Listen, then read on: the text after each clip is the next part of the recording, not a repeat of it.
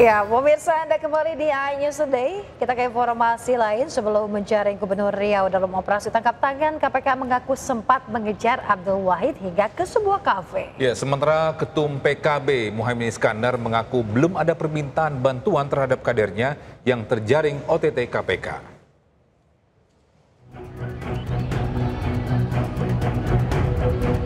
Ruang kerja Kepala Dinas Pekerjaan Umum Penataan Ruang, Perumahan Kawasan Pemukiman dan Pertahanan PUPR PKPP Riau disegel Komisi Pemberantasan Korupsi. Selain ruang kerja Kepala Dinas, KPK juga menyegel ruang rapat Kepala Dinas yang berada di depan ruang kerja di lantai 8 gedung PUPR Riau. Penyegelan dilakukan pasca KPK melakukan operasi tangkap tangan sejumlah pejabat yang melibatkan Gubernur Riau Abdul Wahid. KPK menyatakan Gubernur Riau Abdul Wahid sempat kabur sebelum tertangkap dalam operasi tangkap tangan pada Senin lalu. Tim KPK juga melakukan pengejaran hingga akhirnya berhasil menangkap Abdul Wahid di sebuah kafe. Kemudian terhadap saudara AW yang merupakan kepala daerah atau gubernur, tim sempat melakukan pencarian dan pengejaran yang kemudian diamankan di salah satu kafe yang berlokasi di Riau, termasuk terhadap saudara TM. Ketua Umum PKB Muhaimin Iskandar atau Caimin buka suara soal kadernya yang juga Gubernur Riau Abdul Wahid yang terjaring OTT KPK. Caimin mengaku masih menunggu pernyataan resmi KPK dan belum ada permintaan pemberian bantuan terhadap kadernya yang ditangkap KPK Abdul Wahid. Yang KPK yang dilakukan. Ya kita tunggu aja apa yang disampaikan KPK, kita menunggu aja. Instruksinya untuk kader-kader yang lain mungkin, Gus? Iya, tentu kita lihat dulu, belum ada instruksi apapun. Saat ini pemeriksaan terhadap 10 orang yang diamankan dalam OTT masih berlangsung di Gedung Merah Putih KPK Jakarta. Selain menangkap 10 orang, KPK juga menyita sejumlah uang dalam mata uang asing. Tim Liputan iNews melaporkan. Sementara itu Provinsi Riau kembali jadi sorotan setelah KPK lakukan operasi tangkap tangan terhadap Gubernur Riau Abdul Wahid kemarin Senin. Penangkapan tersebut menambah daftar panjang Gubernur Riau yang terseret kasus korupsi. Dan berikut 4 Gubernur Riau yang terjerat korupsi.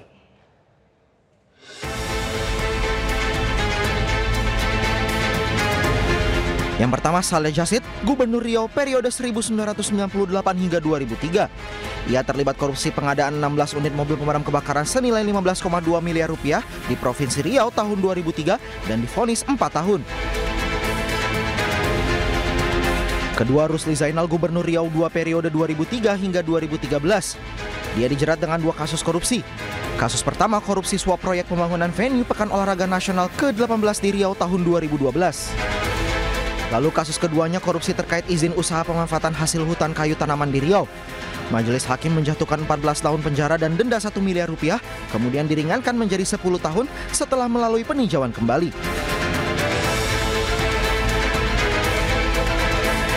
Ketiga Anas Makmun, Gubernur Riau periode 2014 hingga 2019. Ia ditangkap KPK September 2014 dalam kasus suap tentang ahli fungsi kawasan hutan untuk perkebunan sawit melalui revisi rencana tata ruang wilayah di Provinsi Riau. Pengadilan Tipikor Jakarta menjatuhkan hukuman 6 tahun penjara dan denda 200 juta rupiah, subsidiar 6 bulan kurungan, namun Mahkamah Agung menambah hukumannya menjadi 7 tahun penjara setelah jaksa mengajukan kasasi. Kemudian Oktober 2019, Anas mendapatkan gerasi dari Presiden ke-7 Republik Indonesia Joko Widodo sehingga hukumannya dikurangi 1 tahun menjadi 6 tahun. Lalu pada 30 Maret 2022, ia kembali ditahan KPK karena suap anggota DPRD Riau dalam pengesahan APBD 2014-2015 dan divonis 1 tahun penjara. Dan keempat, Abdul Wahid, Gubernur Riau periode 2025 hingga 2030. Ia tertangkap dalam operasi tangkap tangan KPK Senin kemarin. Abdul Wahid ditangkap dalam dugaan praktik korupsi di lingkungan Dinas PUPR Provinsi Riau.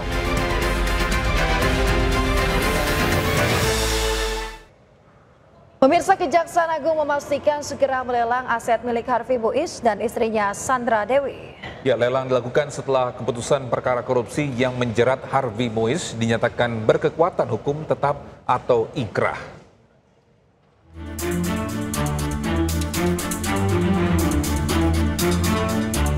Kejaksaan Agung menyatakan eksekusi aset milik Harvey Moise saat ini memasuki tahap penilaian nilai aset sebelum dilelang.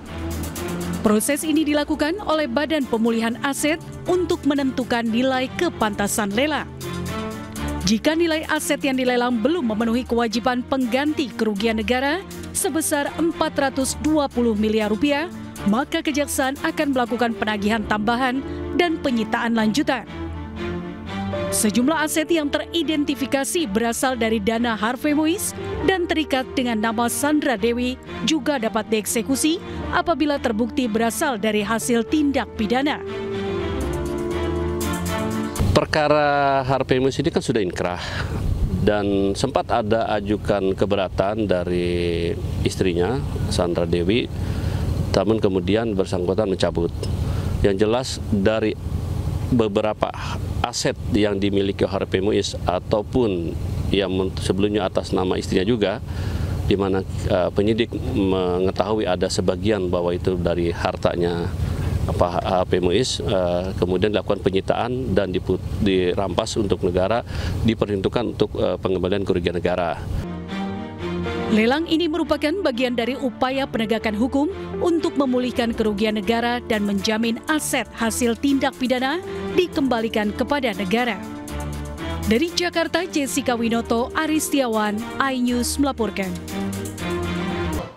Pemirsa, kericuhan mewarnai sidang lanjutan kematian Pradaluki Seprel Saputra Namo di Pengadilan Militer 315 Kupang, Nusa Tenggara Timur. Orang tua Pradaluki yang tak terima dengan keterangan saksi mengamuk.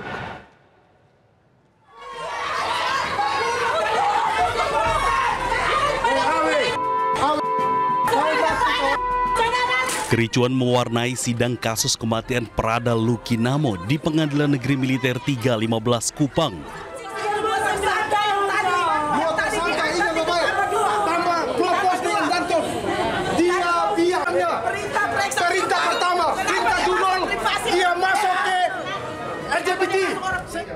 Dalam sidang, saksi mengaku diperintahkan memeriksa ponsel anggota untuk mengecek dugaan judi online.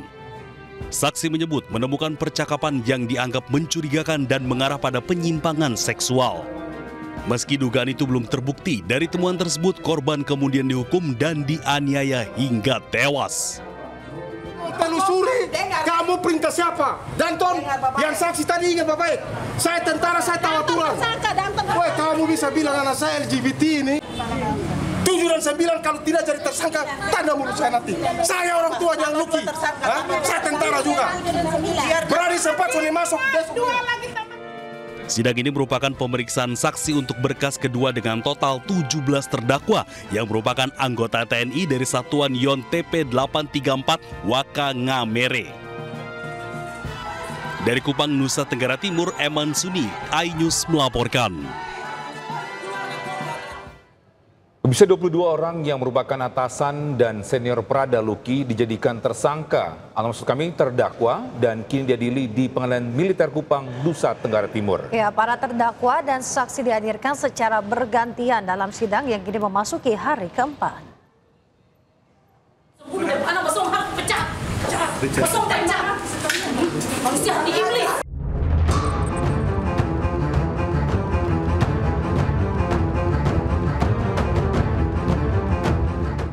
Sidang kasus penganiayaan yang mengakibatkan kematian Pradaluki Namo bergulir di Pengadilan Militer 315 Kupang dan hingga kini masih berjalan.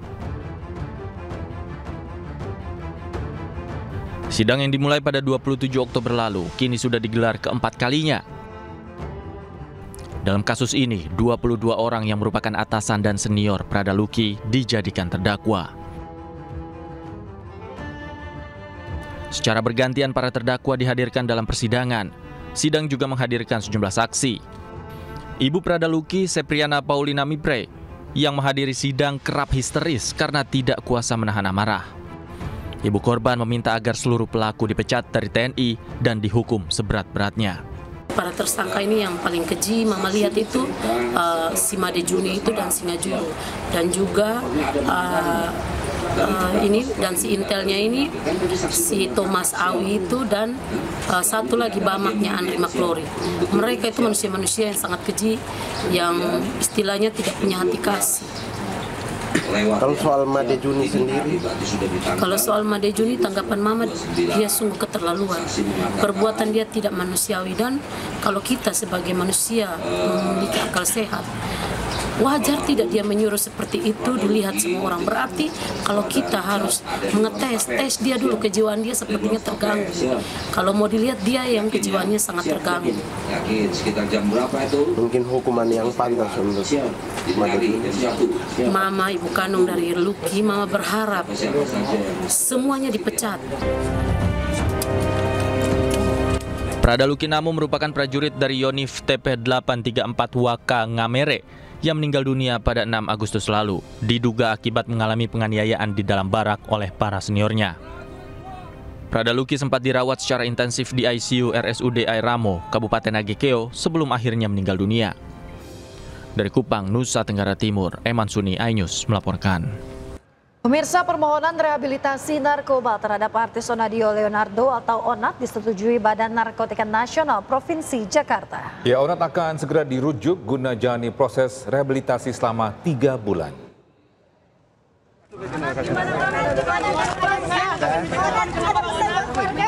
Badan Narkotika Nasional Provinsi Jakarta merekomendasikan artis Onadio Leonardo atau ONAT untuk direhabilitasi terkait narkoba sesuai dengan permohonan keluarga. BNNP Jakarta menyetujui asesmen ONAT lantaran artis tersebut tergolong sebagai korban penyalahgunaan narkoba dan tak terlibat jaringan pengedar. Rencananya ONAT akan direhabilitasi di Yayasan Pemulihan Natura Indonesia Lebak Bulus, Jakarta Selatan selama 3 bulan.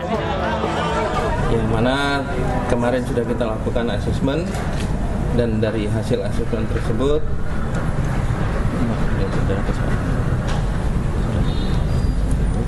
sudah disetujui oleh pihak BNNP untuk dilakukan rehabilitasi. Sebelumnya, berdasarkan hasil pemeriksaan, polisi mengungkap motif ONAT menggunakan narkoba karena memiliki masalah pribadi. Sementara itu, polisi juga menyebut ONAT masih berstatus sebagai korban dalam penyalahgunaan narkoba. Tim Liputan iNews melaporkan.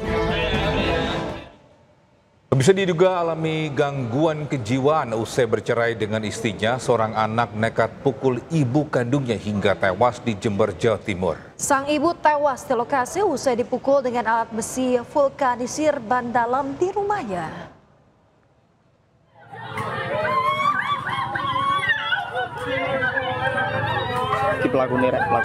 Video amatir memperlihatkan pasca aksi penganiayaan anak kandung terhadap ibunya di Desa Kertonegoro, Kecamatan Jenggawa, Jember, Jawa Timur.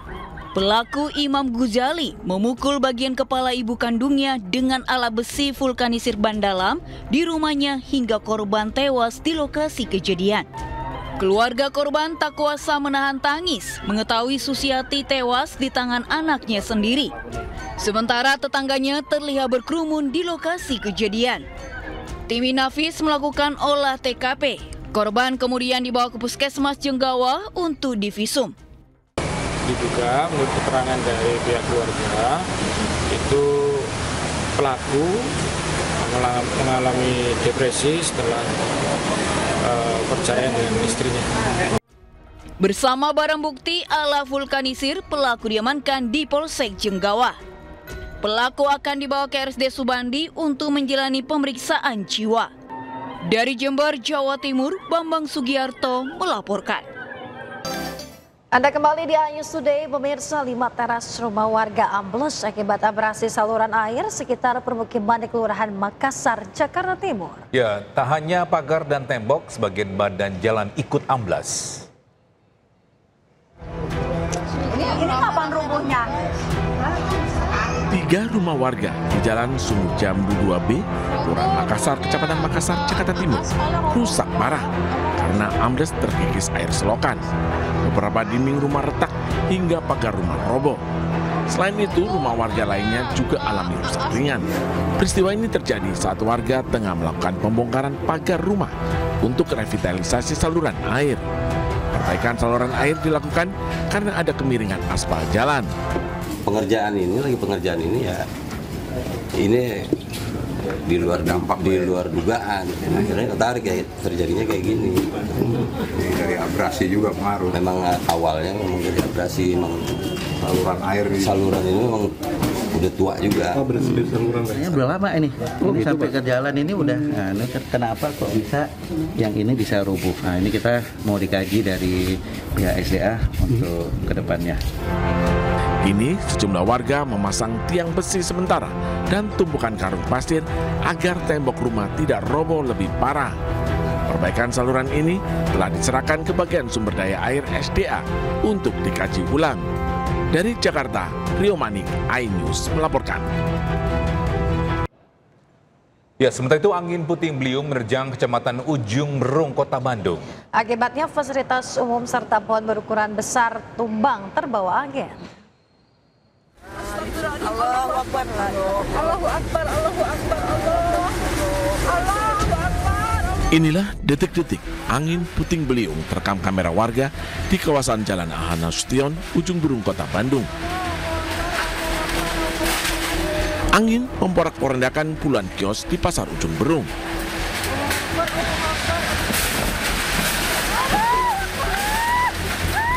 Gerobak pedagang hingga reklame yang berada di pinggir jalan juga ambruk.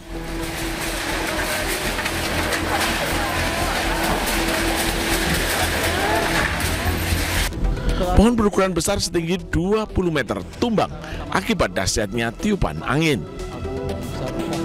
Menurut warga setempat, angin puting beliung terjadi hanya sebentar, namun puluhan kios hancur akibat diterjang angin puting beliung. Puluhan rumah warga juga terdampak hingga mengalami kerusakan. Tidak ada korban jiwa dalam kejadian angin puting beliung ini. Dari Bandung, Jawa Barat, Ervan David, iNews melaporkan. Ya, pemirsa, 6 mahasiswa KKN UIN Wali Songo Semarang hanyut saat bermain di Sungai Getas Singorojo, Kendal, Jawa Tengah. Ya, 3 korban ditemukan meninggal dunia, 3 korban lainnya masih hilang.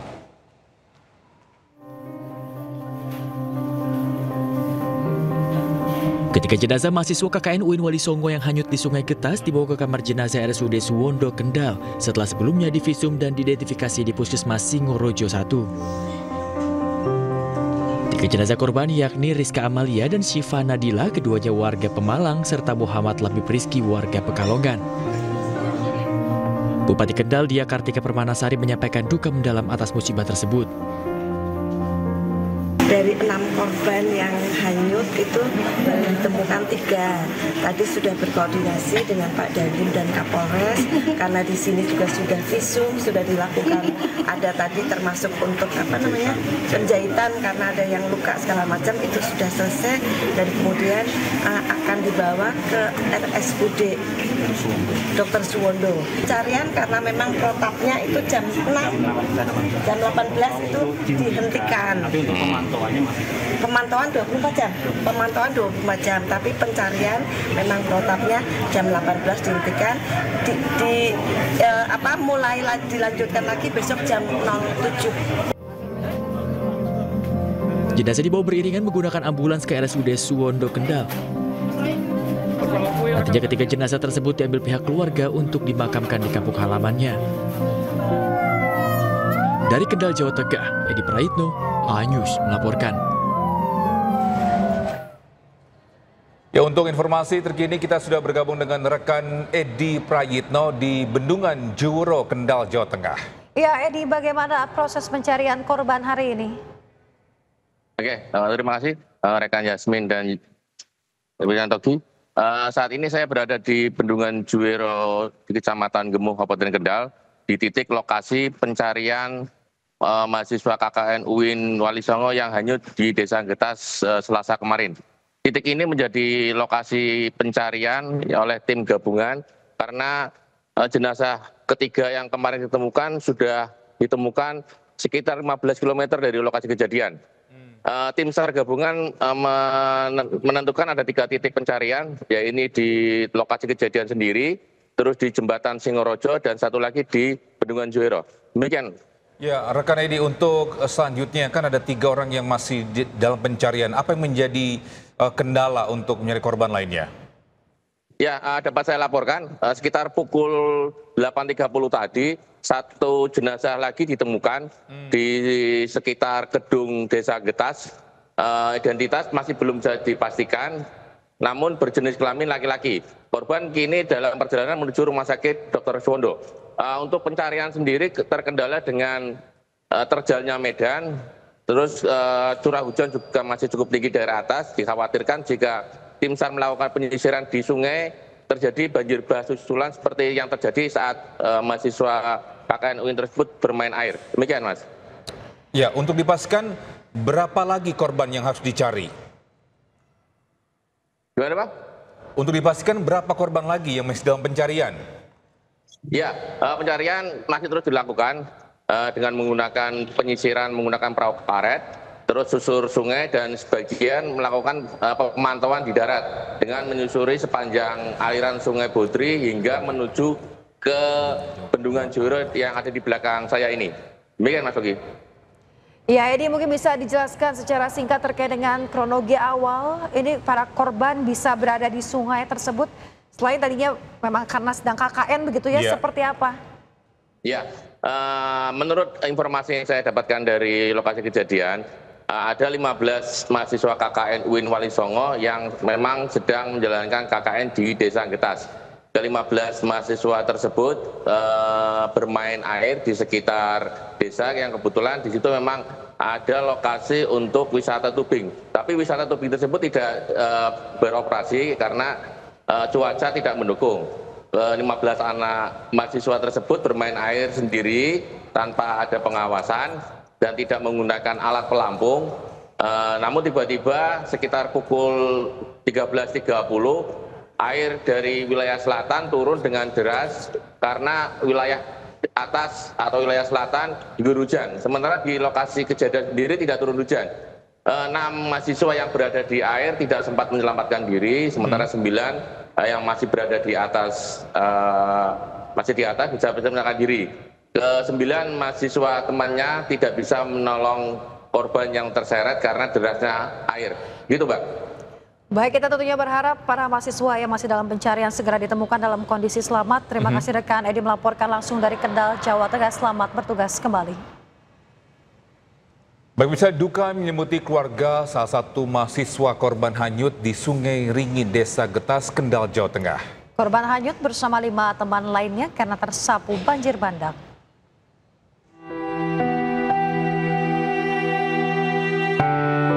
Duka mendalam dirasakan keluarga Muhammad Labib Rizki, salah satu mahasiswa UIN Wali Songo Semarang yang hanyut saat KKN di Desa Getas, Kecamatan Singorojo, Kendal, Jawa Tengah.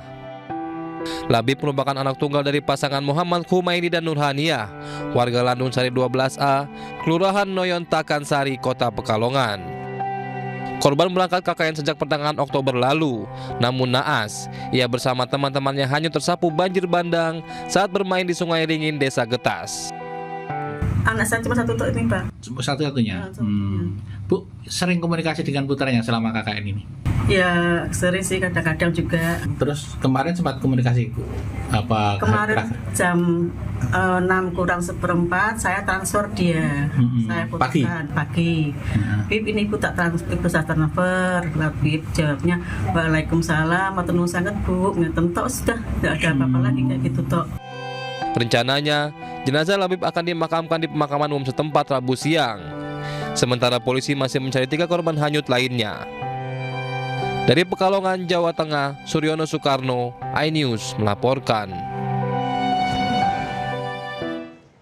Ya, pemirsa, 3 korban ambruknya atap gedung Sekolah Menengah Kejuruan Negeri 1 Gunung Putri, Kabupaten Bogor, Jawa Barat masih dalam perawatan medis di Rumah Sakit Umum Daerah Cilengsi. Ya, dokter masih melakukan observasi terhadap kondisi para korban. Ya, ketemu pokoknya kamu mikirnya nggak usah mikir yang bukan sembuh. Yang tangannya kemungkinan, tapi hasilnya memang bagus ya. Korban ambruknya gedung SMK Negeri 1 Gunung Putri, Kecamatan Gunung Putri, Kabupaten Bogor masih menjalani perawatan di 3 rumah sakit berbeda.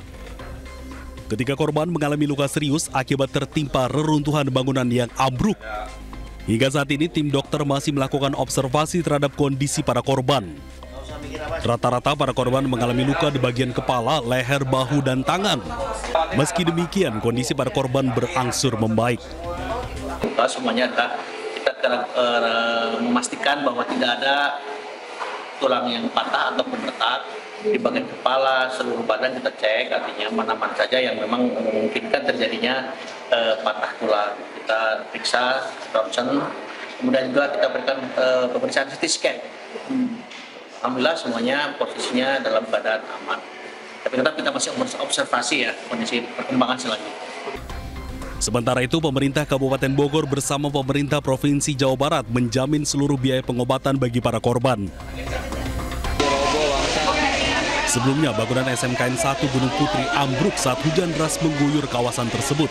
Siswa yang masih berada di sekolah langsung berhamburan menyelamatkan diri. Sejumlah siswa mengalami luka akibat bangunan ambruk. 7 korban dibawa ke rumah sakit untuk mendapatkan perawatan. Petugas langsung memasang garis polisi agar tidak ada yang mendekat ke lokasi kelas yang ambruk. Dari Kabupaten Bogor, Jawa Barat, Cahyat Supriyatna, iNews melaporkan. Ya, akibat diterjang longsor dan banjir bandang, warga Mamasa, Sulawesi Barat terisolir beberapa hari. Ya, longsor memutus akses jalan dan jembatan, mempersulit mobilisasi warga keluar kota.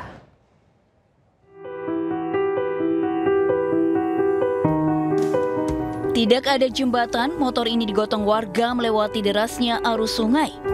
Perjuangan pun tidak sampai di situ saja. Motor harus melewati tebing yang curam dan melusuri jalan penuh sisa longsoran.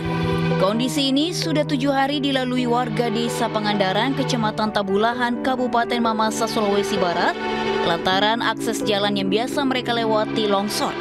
Apalagi ini akses satu-satunya warga jika hendak keluar kota membeli kebutuhan pokok.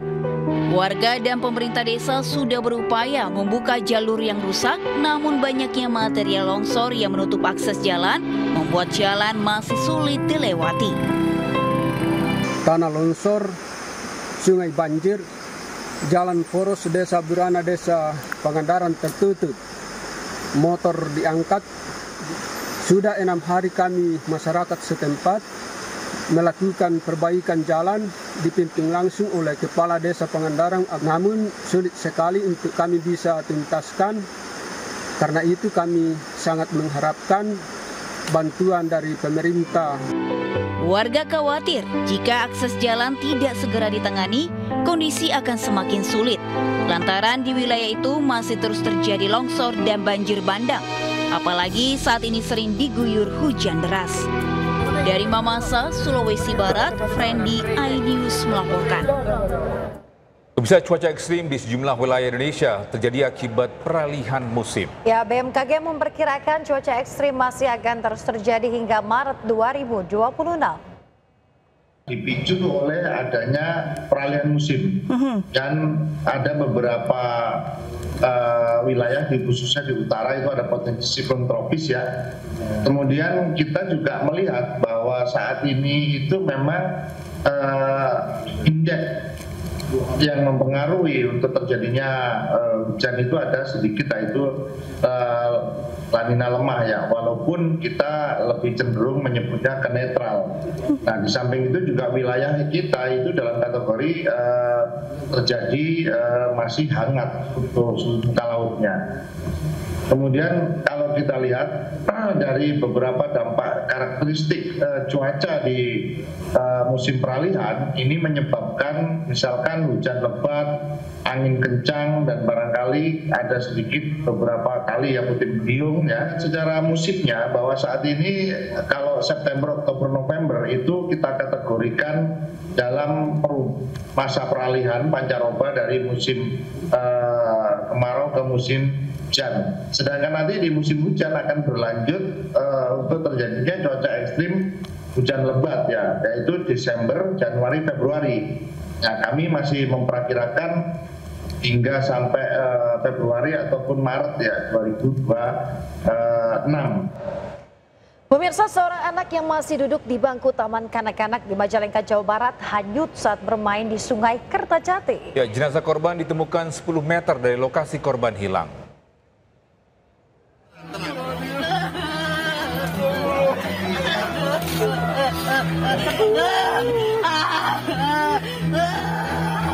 Vino, 4 tahun, warga Kecamatan Kertajati, Majalengka, Jawa Barat, hanyut terbawa arus di saluran sekunder saat bermain dengan 2 temannya. Seorang warga sekitar yang sempat mengimbau kepada korban untuk tidak berenang ke tengah karena arus deras dihiraukan korban hingga korban hanyut terbawa arus. Pencarian korban oleh warga sekitar dilakukan sejak sore hingga malam hari. Jenazah korban ditemukan hanyut 10 meter dari lokasi tenggelam. Yang ada 3 orang, yang satu lagi di pinggir, yang satunya lagi di pinggir, yang satunya lagi agak ke sebelah tengah. Saya udah ngasih tahu untuk tidak terlalu ke tengah, biar nggak hanyut kena air. Sekitar jam 7:20 korban ditemukan keluar dari jembatan sekitar 10 meter. Jenazah korban oleh petugas gabungan diserahkan ke pihak keluarga untuk dimakamkan di TPU desa setempat. Pemirsa, 2 pemain jet ski yang hilang dihantam gelombang berhasil ditemukan dalam kondisi meninggal dunia. Ya, kedua korban ditemukan tim SAR gabungan di kedalaman 20 meter perairan Teluk Manado.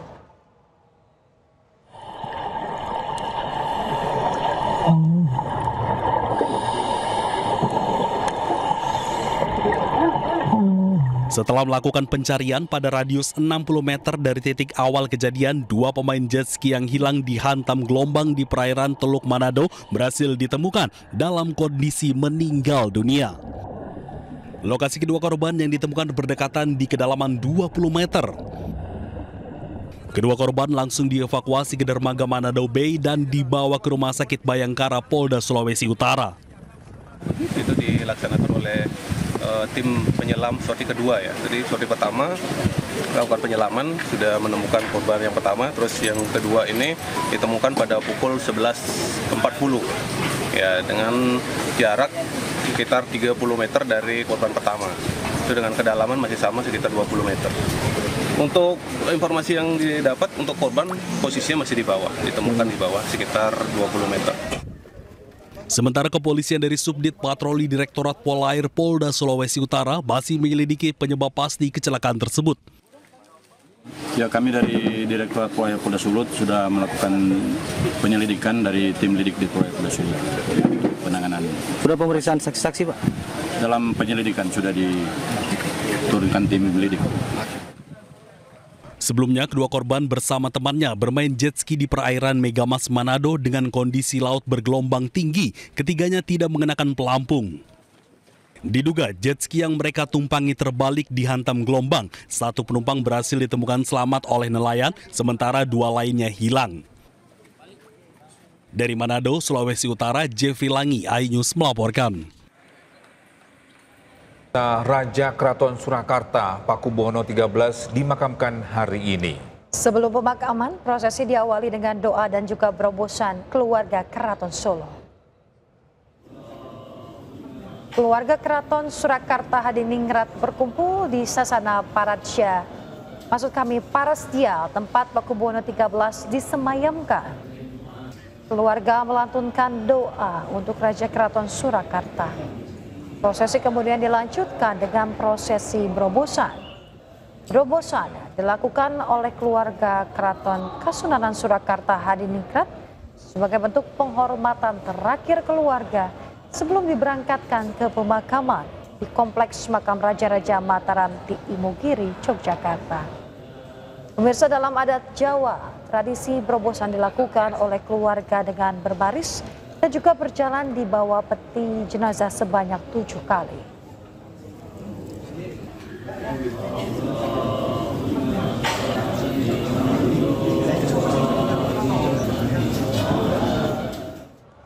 Pemirsa, untuk informasi terkini kita bergabung bersama Halim Makfur di Solo, Jawa Tengah. Ya, selamat pagi Mas Halim. Bagaimana kondisi iring-iringan jenazah Raja Pakubuwono XIII? Baik, selamat pagi Togi dan juga Yasmin. Melaporkan dari Lojik Gandrung, Kota Solo, Jawa Tengah. Dan saat ini situasi di sini sudah ramai dan kami masih menunggu kedatangan atau ketibaan dari jenazah yang diiringi dengan menggunakan kereta dari Keraton Kasunanan Surakarta Diningrat menuju ke Loji Gandrung. Dan saat ini sudah hampir tiba, Togi, Yasmin dan juga pemirsa yang ada di rumah. Saat ini sudah mulai bersiap di Loji Gandrung untuk menyambut rombongan dari keraton menuju ke Loji Gandrung. Dan di sini terpantau Bapak Jokowi juga baru saja tiba di Loji Gandrung. Ya, untuk agendanya apa saja hari ini, Halim? Baik, Togi. Di Loji Gandrung sendiri nanti akan ada pemindahan jenazah dari kereta Kendana yang diiring dari dari keraton menuju ke Loji Gandrung, dan nanti akan dipindahkan ke mobil ambulans untuk kemudian jenazah bisa dibawa ke kompleks pemakaman Raja Mataram di Imogiri, Bantul, daerah istimewa Yogyakarta. Ya, Halim, untuk rute yang akan ditempuh dari Surakarta menuju ke Yogyakarta, titik-titik mana saja nantinya akan dilewati oleh rombongan termasuk ambulans yang mengantarkan jenazah? Baik, Togi dan juga Yasmin. Untuk jenazah nantinya akan dibawa ke daerah istimewa Yogyakarta menuju melewati rute dari Surakarta, dari Loji Gandrung ke Jalan Serpagiyadi, dan juga nanti akan menuju ke Jalan Klaten dan juga langsung menuju ke daerah istimewa Yogyakarta. Baik. Iya, Halim, siapa saja yang turut mendampingi dalam iring-iringan jenazah Pakubuwono 13 menuju Imogiri, Yogyakarta? Baik, Yasmin, untuk yang mendampingi kemungkinan besar nantinya adalah yang pastinya keluarga dari keraton sendiri, yang mana seperti permaisuri dan putri dalam ataupun putra-putri dalam. Dan juga kemudian kemungkinan nanti akan ada dari rombongan abdi dalam yang memang bertugas untuk melakukan atau mengiringi pemakaman dari Sri Susuhunan Pakubuwono ke-13 ini nantinya. Ya, kalau saya dilihat ini dari gambar, siapa saja yang ikut iring-iringan di belakang jenazah Pakubuwono 13? Baik. Karena di sini suasananya memang cukup ramai, jadi tidak dapat terlalu dipastikan siapa saja, karena memang di sini sudah padat oleh masyarakat yang turut hadir untuk menyaksikan dan menyampaikan rasa bela sungkawanya terhadap wafatnya Raja Pakubuwono 13 ini, sehingga di sini sudah cukup crowded suasana di jalan di kawasan Loji Gandrung ini. Ya, Halim, bagaimana juga dari segi keamanan di sana jelang menuju ke tempat pemakaman?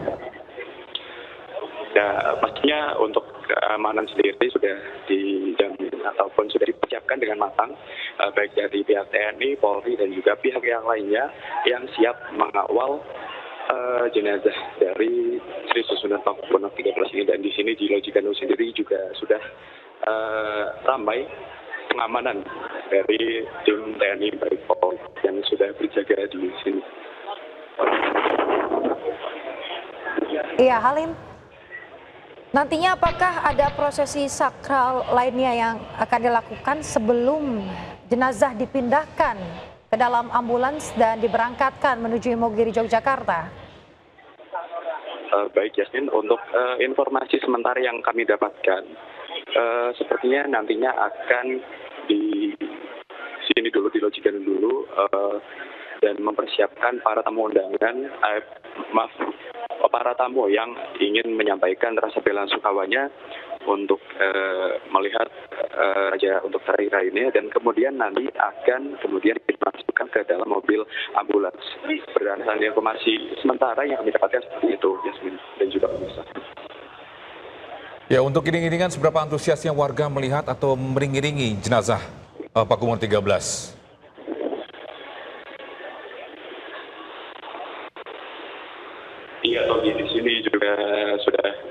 sekali di jalan di depan Loji Gandrung yang sudah dipadati oleh warga masyarakat yang datang untuk menyaksikan Raja Sri Susunan Pakubuwono ke-13 ini, dan mereka masih menunggu kedatangan dari rombongan yang membawa jenazah di Loji Gandrung. Dan saat ini informasi masih berada di perjalanan, Togi dan juga Yasmin. Dan kami di sini masih menunggu kedatangan atau tibanya rombongan dari keraton. Baik. Iya, hal ini pertanyaan terakhir, ini berapa lama kira-kira waktu tempuh iring-iringan menuju makam Imogiri Yogyakarta ini? Untuk waktu tempuh dari Solo menuju Yogyakarta sendiri, kisaran diperkirakan sekitar 2 jam lebih sepertinya. Namun karena kondisi lalu lintas yang tidak dapat diprediksi, kami belum bisa memastikan berapa lama nantinya jarak dari Surakarta menuju ke Imogiri Bandung nantinya. Seperti itu, Yasmin. Baik, terima kasih Halim Makfur atas informasinya, melaporkan langsung dari Solo, Jawa Tengah. Selamat bertugas kembali. Alih ke Solo, Jawa Tengah ya. Ya, kita akan memantau kondisi terkini menjelang pemakaman Pakubuwono 13 yang saat ini dalam perjalanan dari Surakarta menuju Imogiri Yogyakarta.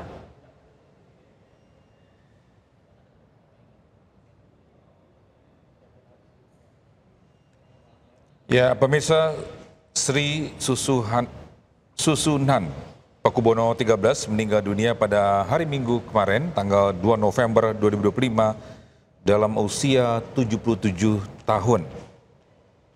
Sang penjaga budaya Jawa telah pergi selamanya.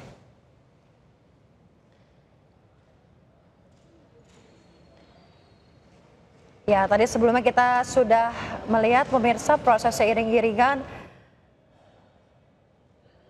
ini diikuti oleh sejumlah keluarga dari keraton, kemudian juga para warga yang turut menyaksikan secara langsung prosesi iring-iringan menggunakan kereta kencana menuju Loji Gandrung Surakarta. Dan direncanakan jenazah Pakubuwono 13 akan dikebumikan di kompleks makam Raja-Raja Mataram di Imogiri Bantul, Yogyakarta.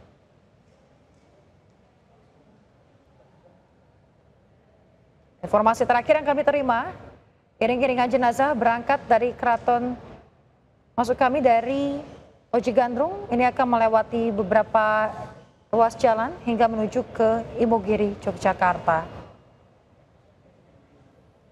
Ya, sebelumnya juga keranda pusaka ini terbuat dari kayu jati pilihan dengan warna putih gading. Ini adalah melambangkan kesucian.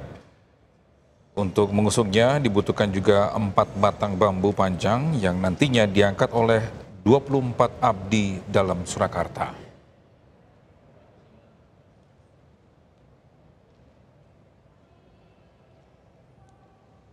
Ya, Pakubuwono 13 dinobatkan sebagai raja pada 2004 setelah Pakubuwono 12 mangkat atau meninggal dunia.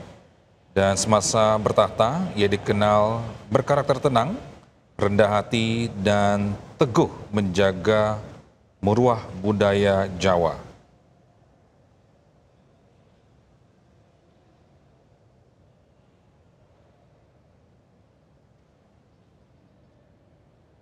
Ya, sementara itu tradisi besar seperti sekaten dan tinggalan jumenengan dalam ini berlangsung hikmat tiap tahunnya, dan Pakubuwono 12 itu sebelumnya mendukung perkembangan seni, musik, gamelan, hingga ritual budaya yang jadi identitas Keraton Surakarta. Dan ia pun dikenal sebagai penjaga budaya Jawa.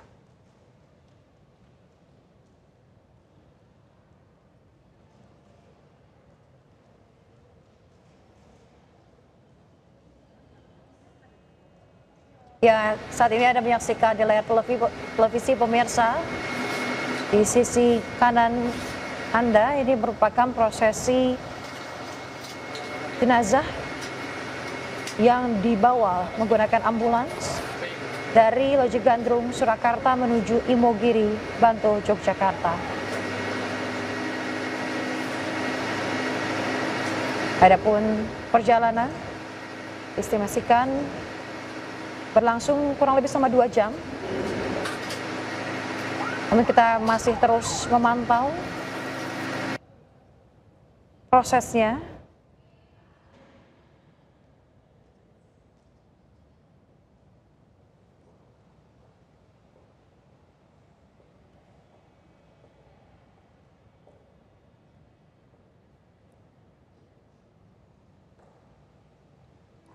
Banyak masyarakat yang bertanya, apakah pemakaman Pakubuwono 13 ini boleh disaksikan langsung oleh masyarakat?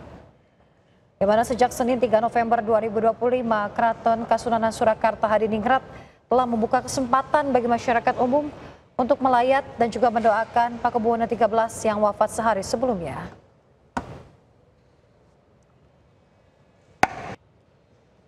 Ya pemirsa, untuk mencegah kecelakaan, Presiden Prabowo Subianto perintahkan PT KAI guna membangun pintu perlintasan kereta. Ya, selain itu Prabowo berencana kembangkan kereta api di luar Pulau Jawa. Meresmikan stasiun Tanah Abang baru.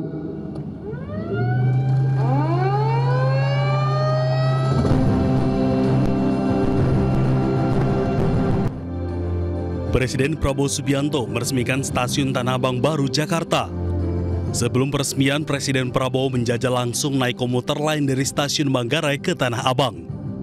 Dalam kesempatan ini, Presiden meminta KAI segera membangun pintu lintasan terutama di Jabodetabek untuk meminimalkan kecelakaan. Kereta api kebanggaan kita. Kereta api dari dulu. Kalau di Jawa dulu panggilannya apa? Sepur. Ya. Sepur. Tapi jaga kebersihan. Ya.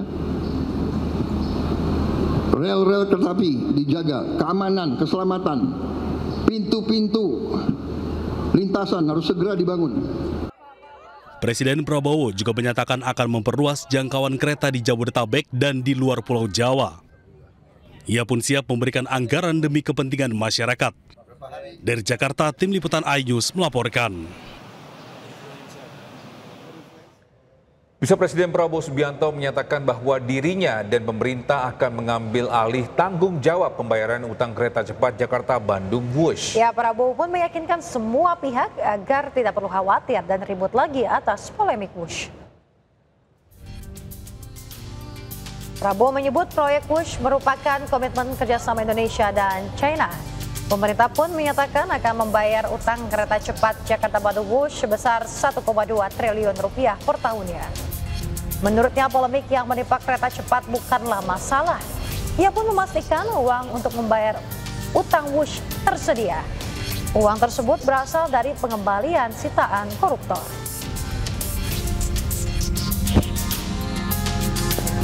Kemudian nggak usah khawatir apa itu ribut-ribut Wush. Saya sudah pelajari masalahnya. Tidak ada masalah. Saya tanggung jawab nanti Wush itu semuanya. Indonesia bukan negara sembarangan. Kita hitung, nggak ada masalah itu. Ya. Jadi PT KAI nggak usah khawatir. Semuanya nggak usah khawatir. Rakyat. Kita layani rakyat kita. Kita berjuang untuk rakyat kita. Teknologi, semua sarana itu tanggung jawab bersama.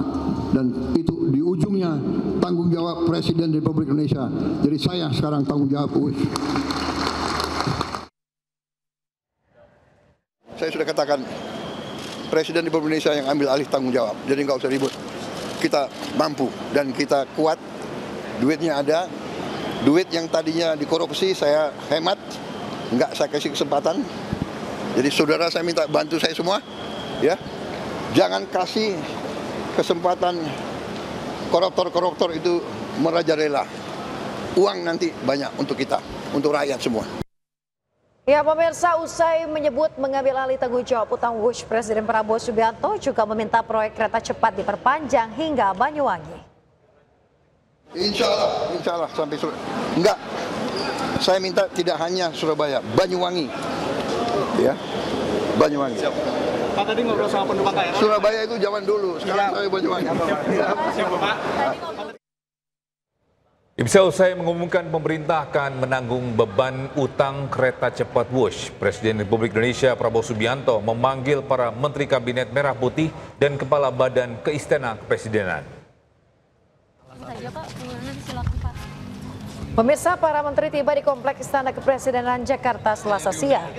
Usai rapat terbatas, CEO dan antara Rosan Roslani menyebut beban utang dari Wush akan ditanggung bersama dengan kementerian dan juga lembaga lain. Rosan menambahkan jangan hanya melihat dari untung ruginya saja, melainkan dari dampak positif pada masyarakat. Oh, ya kan tadi kemarin juga disampaikan oleh Pak Menko Infra dan juga tadi dengan Bapak Presiden ya memang untuk ini kan kereta api itu adalah transportasi umum yang memang untuk kepentingan masyarakat secara luas dan oleh sebab itu ya kehadiran pemerintah itu memang akan ada dan hadir di dalam program-program transportasi ya, termasuk juga dalam transportasi bus ini. Pak, menggunakan obrolannya dengan Cina gimana Pak? Dan antara dengan Cina terkait pembayaran? Tiongkok gimana negosiasinya? Ya ini kan masih berjalan ya, nanti timnya kan juga ada Pak Menko Infra, ada Menko Perekonomian yang involved, ada tim dari Menkeu, dari kami. Jadi ini adalah suatu kerjasama lintas kementerian dan Kementerian Perhubungan juga. Jadi memang ini lintas dan arahan dan juga kerjasama dari kita semua memang sangat dibutuhkan dan mendapatkan arahan dari Bapak Presiden bahwa memang kehadiran pemerintah untuk kepentingan transportasi memang tidak hanya dilihat dari segi untung ruginya saja, tapi juga dampaknya kepada masyarakat dan juga melihat kepada undang-undang yang ada yang memang itu menjadi tugas dari pemerintah untuk menyediakan. Sudah ada kesepakatan Pak dengan Tiongkok pembicaraan? Belum masih berjalan. Ya pemirsa, PT Kereta Api Indonesia akan luncurkan layanan kereta khusus rute Rangkas Bitung Merak untuk dukung para petani dan juga pedagang. Ya, Presiden Prabowo pun tegaskan pemerintah beri subsidi 60% untuk ongkos kereta khusus tersebut.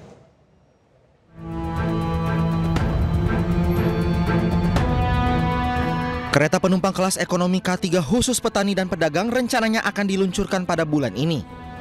Pada Selasa siang, usai meninjau stasiun Manggarai dan meresmikan stasiun Tanah Abang, Jakarta, Presiden Republik Indonesia Prabowo Subianto menjelaskan bahwa pemerintah akan memberi subsidi 60% pada ongkos kereta khusus petani dan pedagang.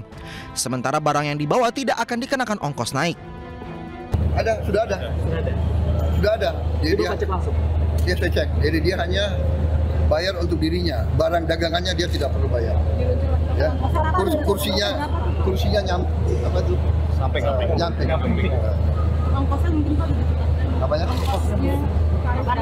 Ya tadi saya sudah katakan, ongkos disubsidi pemerintah 60% semuanya. Kalau untuk petani dan pedagang, dianya tetap disubsidi 60%, barangnya nggak bayar. Kereta khusus petani dan pedagang memiliki desain khusus disesuaikan aktivitas niaga. Pertama, pintu masuk keluar kereta lebih lebar, memudahkan bongkar muat. Kedua, tempat duduk sejajar dinding agar ruang barang lebih luas. Dan yang ketiga, kapasitas hingga 73 tempat duduk per rangkaian. Diketahui program ini merupakan bagian dari komitmen pemerintah mendorong pertumbuhan ekonomi rakyat melalui peningkatan akses transportasi logistik yang terjangkau. Selain itu diharapkan program kereta khusus ini dapat membantu pelaku usaha kecil dalam menekan biaya distribusi hasil pertanian dan dagangan sekaligus memperkuat konektivitas antar wilayah. Tim Liputan iNews melaporkan. Ya, kita ke informasi lainnya, bisa warga Garden City, Jakarta Timur mengeluhkan bau sampah menyengat imbas uji coba operasional pabrik pengolahan sampah.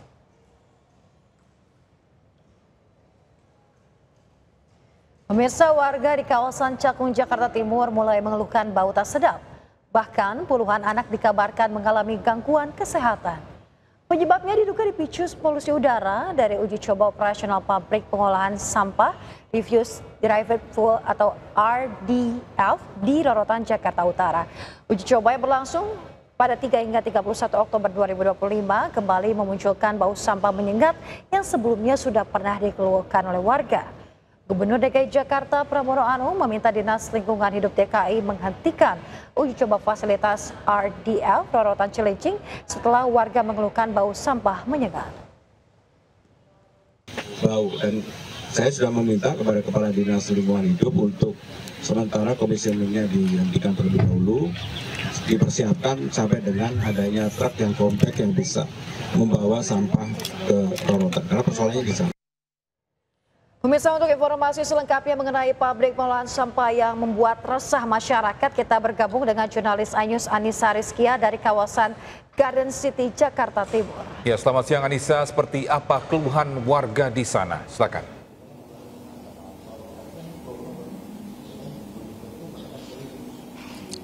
Ya, Togi dan juga Yasmin, betul sekali sampah masih menjadi persoalan terutama di kota-kota besar yaitu di kota Jakarta. Dan kini Pemprov DKI Jakarta tengah mendirikan begitu ya pabrik pengolahan sampah di wilayah Rorotan, Jakarta Utara. Namun ternyata dari pabrik yang didirikan ini berdampak kepada pemukiman warga sekitar. Mereka sering mengeluhkan bau menyengat yang tak sedap, bahkan hingga memunculkan penyakit seperti ispa. Dan hari ini pengobatan gratis dilakukan oleh Dinas Kesehatan dari Jakarta Timur. Karena memang lokasi tempat saya melaporkan ini wilayahnya di Jakarta Timur menjadi salah satu wilayah yang terdampak tidak hanya Jakarta Utara melainkan juga sampai wilayah Bekasi. Nah, saya akan coba berbincang dengan salah satu warga yang sedang melakukan pemeriksaan di sini. Selamat siang Bapak Hendra, bisa disampaikan keluhannya seperti apa Pak? Ya batuk, ya sesak, mata gatel, ya seperti itu. Cuman ya kalau saya sih baru 2-3 hari inilah. Gitu. Sudah dirasakan sejak kapan sih Pak? 2-3 hari ini. Oke, ini sejak uji coba yang dilakukan sudah 2 kali berjalan ya, dari bulan Maret kemudian di bulan Oktober ini. Apa Bapak merasakan bau menyengat? Sangat mengganggu juga. Mau makan pun udah nggak nafsu. Gitu. Sampai dikomplain istri lu saya. Ya bau sekali. Gitu, makanya waktu hari Minggu itu kan kita mau nggak mau harus samperin RDF-nya sendiri itu malam-malam karena memang udah nggak tahan baunya. Bapak melihat langsung RDF di sana, pengolahan sampah yang dilakukan seperti apa sih Pak? Kalau saya nggak boleh masuk waktu itu. Cuman dari teman-teman itu akhirnya mereka bikin video, nanti videonya kita lampirkan aja. Oke. Bisa diceritakan secara singkat begitu Pak, kepulan asap yang Bapak lihat, kemudian dari jarak rumah Bapak ini berjarak berapa meter ke pabrik pengolahan sampah? Kalau kepulan asap sih serem sih, itu benar-benar kayak pabrik apa ya, pabrik yang limbahnya itu nggak diolah, hitam sekali. Nah kalau untuk jarak dari rumah saya ke RDF itu jaraknya cuma 800 meter. Rasanya itu nggak oke banget ya, gitu. 800 meter Bapak tinggal tidak jauh dari pabrik pengolahan sampah ini. Apa mungkin harapan yang ingin Bapak sampaikan kepada pemerintah? Kalau memang pemerintah mau bikin RDF, harusnya itu di pulau tersendiri. Contoh yang terdekat kita lihat itu ada di Singapura. Kenapa nggak dicontoh yang seperti itu? Itu kan lebih bagus ya harusnya, gitu ya. Permintaan saya seperti itu aja. Nggak layak pabrik seperti ini dibangun dekat pemukiman warga, gitu. Mengenai penanganan saat ini kesehatan yang dikeluhkan oleh warga, mungkin ada pesan yang ingin Bapak sampaikan juga? Kalau untuk dampak kesehatan ya, yang paling saya fokuskan itu ke anak-anak sih sebenarnya. Kenapa anak-anak tuh generasi yang kita bangun untuk masa depan, untuk yang ke depan, gitu kan. Kalau anak-anak kita udah diracun, generasi kita mau jadi kayak gimana? Oke, baik. Terima kasih Pak Hendrali atas waktunya. Itu tadi perbincangan saya bersama salah satu warga yang mengeluhkan begitu ya, mengalami gangguan kesehatan akibat mencium aroma bau tak sedap dari dampak yaitu pengolahan sampah yang ada di Rorotan, Jakarta Utara. Demikian saya kembalikan kepada Togi dan juga Yasmin yang ada di studio. Ya, baik, terima kasih Anissa Rizky atas informasinya, melaporkan langsung dari dari Cakung, Jakarta Timur. Dan sekarang kita bisa sebuah sekolah di Bangkalan, Jawa Timur ini kerap didatangi tamu dari alam liar, yakni kawanan monyet. Nah, diduga kawanan monyet ini keluar dari habitat aslinya untuk mencari makan. Ya Allah, alhamdulillah ada sih. Alhamdulillah.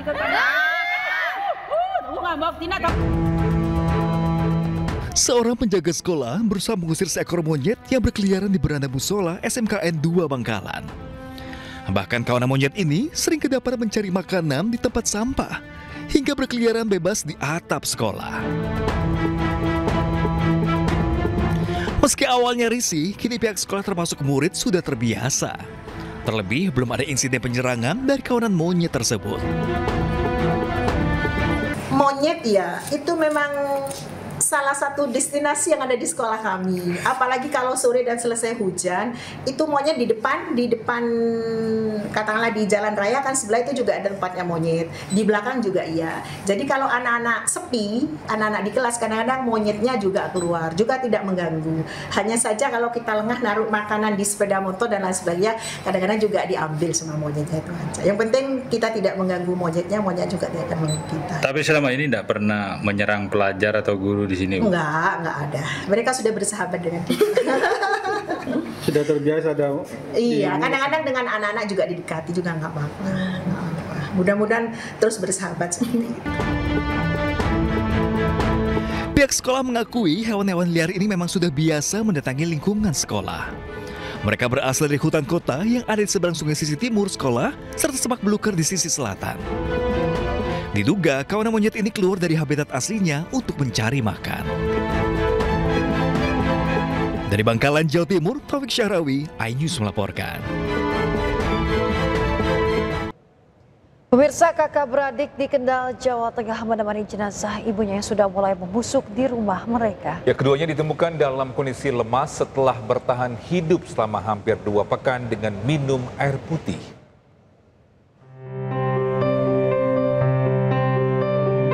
Kakak beradik di Kendal, Jawa Tengah dievakuasi warga dan polisi dari rumahnya. Keduanya ditemukan lemas karena hanya minum air putih selama 2 minggu. Mirisnya, keduanya berada di rumah bersama jasad ibunya yang sudah dalam kondisi membusuk. Keduanya pun langsung dibawa ke rumah sakit untuk diperiksa. Hasilnya, kakak beradik ini mengalami dehidrasi dan gangguan psikis.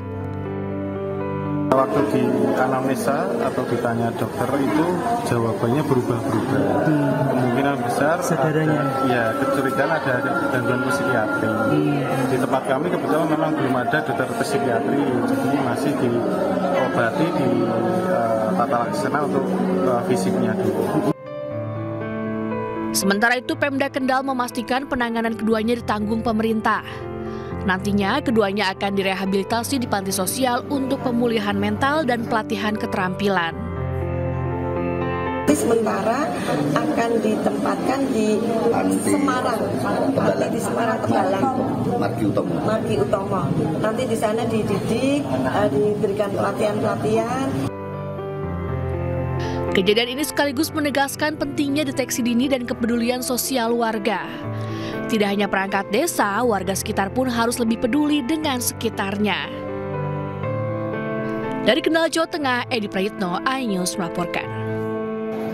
Pemirsa, sebuah pesawat milik perusahaan kargo Amerika Serikat jatuh dan meledak di dekat Bandara Louisville, Kentucky. Ya, pesawat jatuh tak lama setelah lepas landas.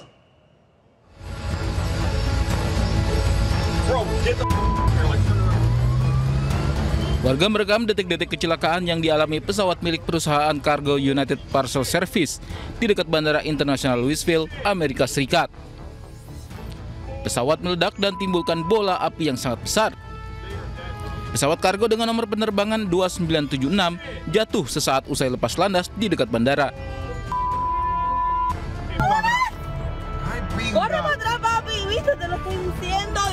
Kepolisian setempat menginformasikan terjadi kebakaran besar di pemukiman dekat bandara usai jatuhnya pesawat.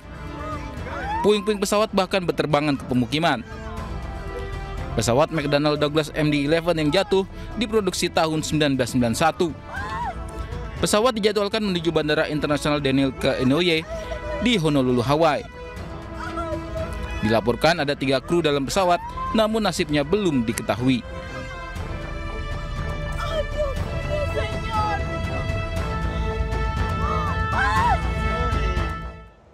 Bisa badai topan Kalmaegi menghantam kota Cebu, Filipina menyebabkan banjir bandang. Banjir menyebabkan puluhan mobil di salah satu perumahan rusak parah, sementara ribuan warga mengungsi. Dan pemirsa, informasi ini sekaligus menutup jumpa kita di iNews Today edisi hari ini. Temukan informasi-informasi terbaru lainnya di www.inews.id. Dan cuplikan tayangan berita iNews dapat Anda saksikan di kanal YouTube @official iNews. Setelah ini Anda bisa langsung menyaksikan program iNews Siang bersama rekan kami Reza Sirega dan juga Fasilah Kanonisa. Saya Yasmin Natania. Dan saya Togi Naga, pamit undur diri. Have a great day. Bye-bye.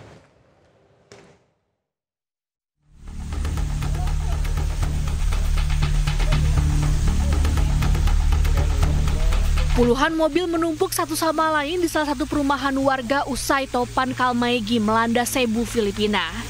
Topan Kalmaegi menyebabkan rumah warga dan infrastruktur lain rusak parah. Menurut laporan, sedikitnya 5 orang tewas akibat badai dahsyat itu, sementara ribuan orang mengungsi di seluruh wilayah. Ini menandai siklon tropis ke-20 yang melanda Filipina tahun ini. Sementara itu, puluhan personil penjaga pantai dikerahkan ke daerah yang dilanda banjir di Cebu untuk menyelamatkan warga yang terjebak banjir saat topan Kalmaegi menerjang dataran dan menyebabkan banjir besar. Petugas menggunakan skoci penyelamat untuk menyelamatkan penduduk setempat sebelum menerobos banjir dan meninggalkan daerah tersebut. Hingga kini masih banyak warga yang terdampar di atap rumah untuk menunggu dievakuasi.